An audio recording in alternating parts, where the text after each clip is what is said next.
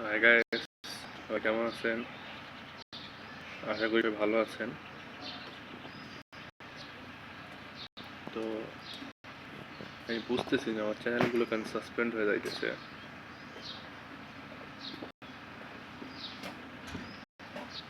যেই চ্যানেলে খুলতেছি ধুমধাম অটোমেটিক চ্যানেল সাসপেন্ড হয়ে যাইতেছে, জানি না কি জন্য হইতেছে।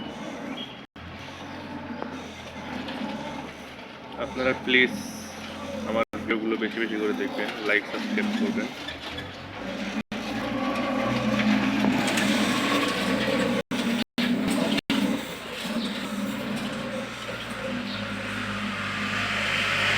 তাহলে আশা করা যায় যে এরকম আর হবে না।